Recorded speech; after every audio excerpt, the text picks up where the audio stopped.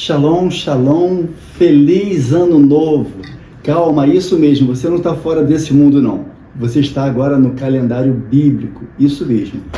Na sua Bíblia, no Sefer Vaikra, no livro de Levítico 23, está dizendo assim, esse é o 7º mês. Isso aí, o 7º mês.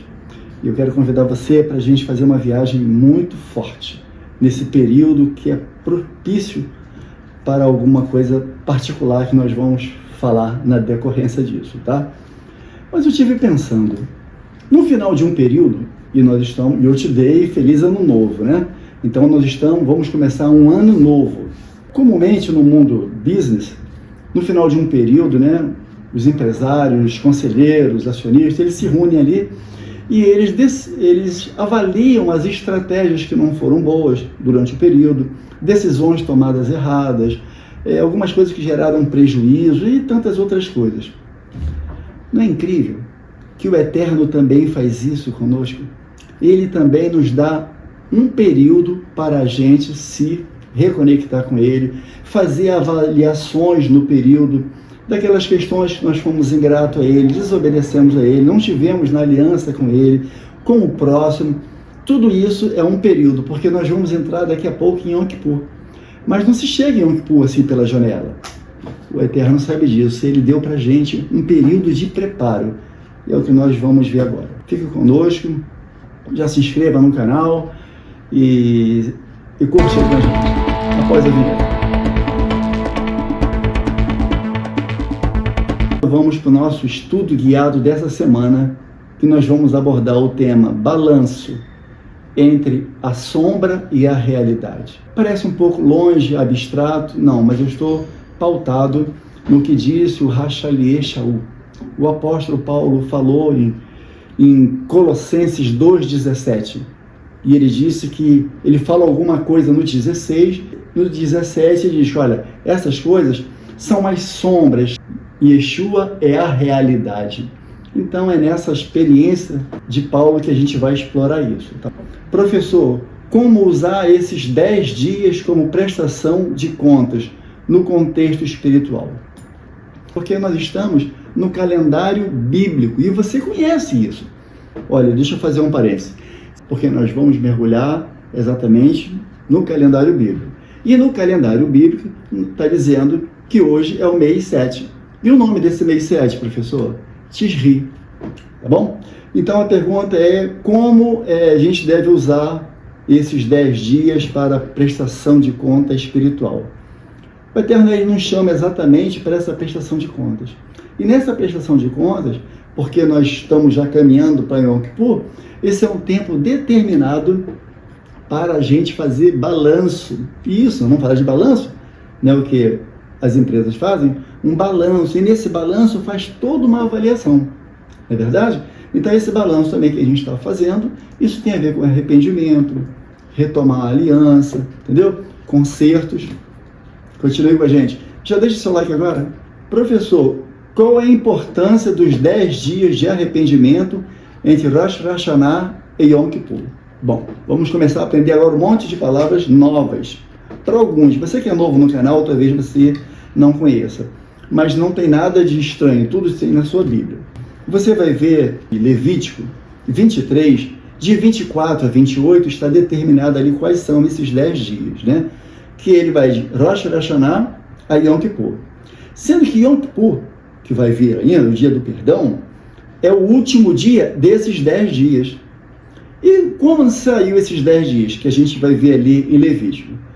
Quando começa o ano, então a palavra Rosh, ela é uma palavra usada para líder que vai guiando, né? Também para o primeiro e também para o cabeça.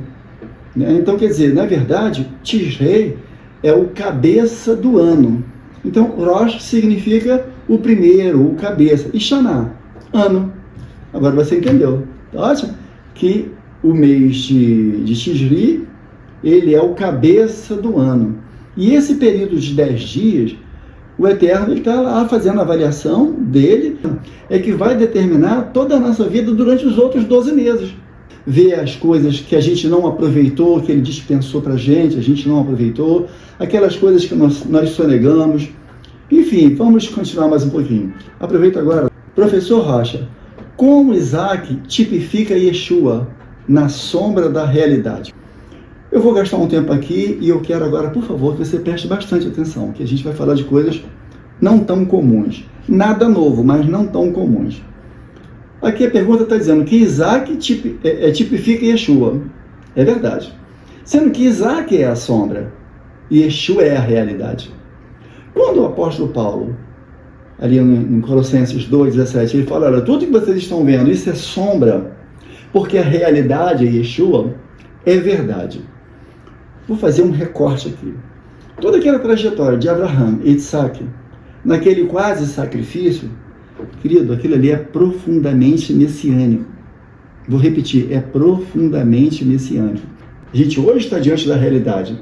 E é interessante falar isso porque tem a luz do eterno, tem aqui a realidade e tem a sombra. Só que por vezes a gente quer muito se identificar com a realidade, sem conhecer a sombra. É valioso conhecer a sombra, porque você então dá muito valor à realidade. Mas a pergunta diz, por que Isaac tipifica Yeshua? E eu vou dizer para vocês de uma forma muito simples. Primeiro, que ambos, eles foram filhos promissores. Os dois foram filhos promissores. Os dois nasceram de forma extraordinária. Os dois foram obedientes ao seu pai. E os dois carregaram madeiro para o seu sacrifício. Percebe como isso lá atrás não podia ser realidade? A palavra sombra, o termo sombra, se você quiser trocar por ensaio, também não está longe. Porque tudo que a gente está fazendo aqui é um grande ensaio. Então aqui está a tipificação de Isaac em Yeshua. Professor, nessa festa de Yom Kippur, onde nós temos aqui os 10 dias, os cristãos hoje podem participar? Por favor, e agora eu vou pedir tua total atenção, que provavelmente você deva ter algumas dúvidas nessa questão, e eu pretendo assim ser usado pelo Espírito de forma tal que você desate nessa questão. A pergunta está dizendo se os cristãos podem participar dessa festa. Vamos pensar o seguinte, guarde isso, por favor, preste atenção. Essa festa, ela tem dono, e ela já é prescrita. No livro de Levítico 23, tem todas as festas ali.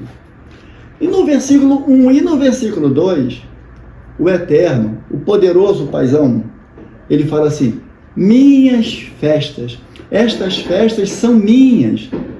Então, não são judaicas? Não, elas são do Eterno.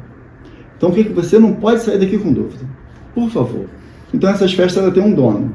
Quem é o dono? É o Paizão, é o Eterno, é o poderoso Paizão. Esse é o dono da festa. E quem entra nessa festa? Os filhos. Quais filhos?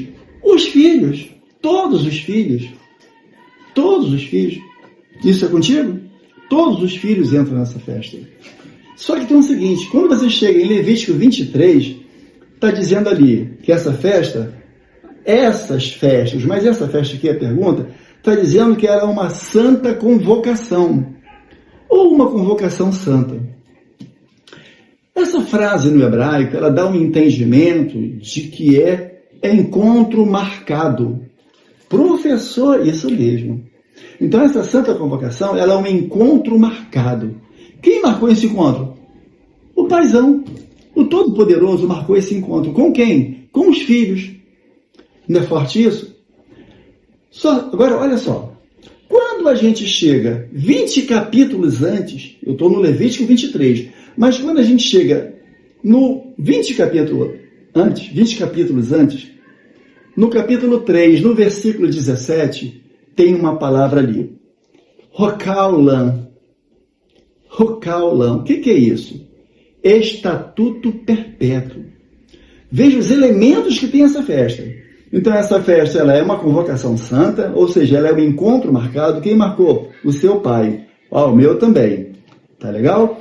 está dizendo também que é estatuto perpétuo, e se é estatuto perpétuo, ela não se gastou com um tempo. Isso não é da antiga aliança, é perpétuo. E diz mais ainda, para todas as gerações. Chegou em você? Então, sim, participa sim. Os crentes hoje participam, os cristãos participam sim. Agora eu vou abrir um parênteses aqui. Você sabia dessa festa? Não sabia. Está na sua Bíblia. A sua igreja não fala sobre isso, mas você pode meditar sobre isso. E se você sabia disso, e se você sabe disso, você tem participado das festas?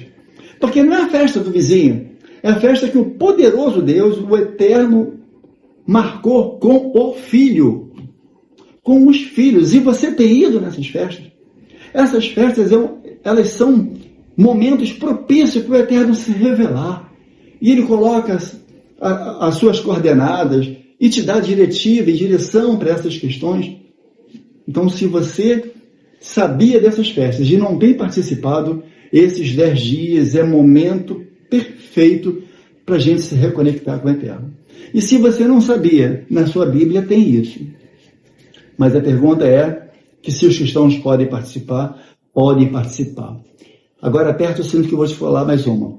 O Eterno, ele não tem 2 povos. Ele só tem um povo. Ele tem 2 filhos. Ele tem 2 filhos. E eu vou te dizer o nome do primeiro. E você vai colocar nos comentários o segundo. O primeiro, você vai encontrar isso lá no Sefer Shemot, lá no livro de Êxodo, capítulo 4, versículo 22. Moisés, o Eterno na boca de Moshe, falou ao faraó: Israel é meu filho. E já podia parar aí, né? Acabou. Israel é meu filho. Mas sabe como o versículo continua? Israel é meu filho, meu primogênito. Professor, o que é isso? Se você conhece planejamento familiar, o Eterno já conhecia antes. Nesse momento ele só tinha um filho, Israel. Mas no seu planejamento familiar ele teria um outro filho. Coloca aqui embaixo o nome do outro filho. Já te deu uma cola bastante boa. E aí já aproveita, olha, já deixa o seu like. Leve esse assunto para a sua igreja.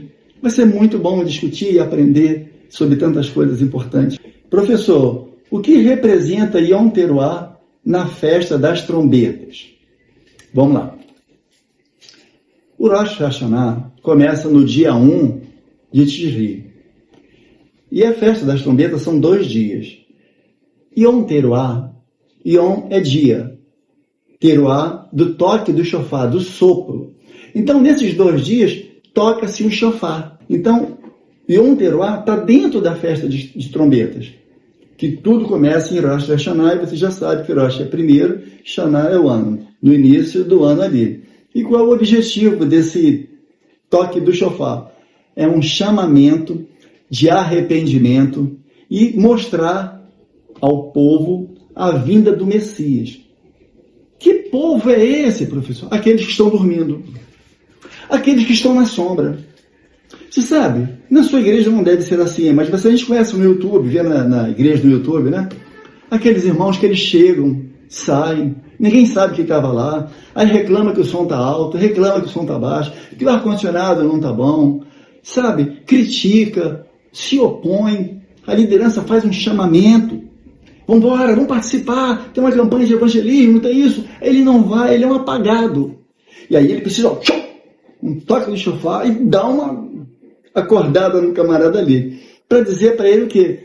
Que Yeshua é a realidade, é o rei que está chegando, e esse Yeshua é o verdadeiro toque do shofar que faz conosco essa reconciliação com Deus. Bom, finalmente, puxa vida, terminou? Só tem mais essa pergunta? Acabou, puxa. Está aqui. Professor, a festa das trombetas não é apenas para o povo judeu? Um evento exclusivo para Israel? Bem, essa pessoa aqui não ouviu a resposta anterior.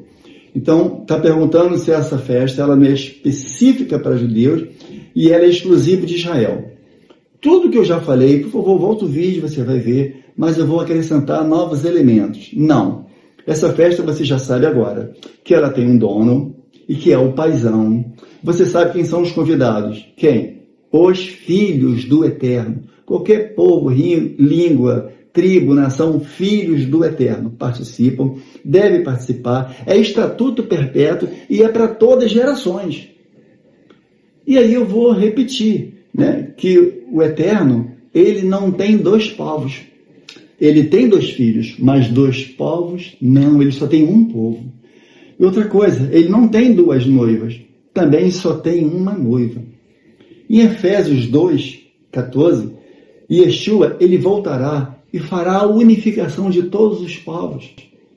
Então a festa de trombeta, ela tem também como finalidade não só o ajuste, a prestação de contas, mas ela também é redentiva. Ela funciona também como redenção para aqueles que estão afastados. Esse é o tempo. Eu, desde já, então, eu te agradeço por você ter estado conosco. Estamos nos preparando agora para Yom Kippur. Não deixe de assistir agora Fomes Proféticas. Shana Tová Metuká. Lehitraot.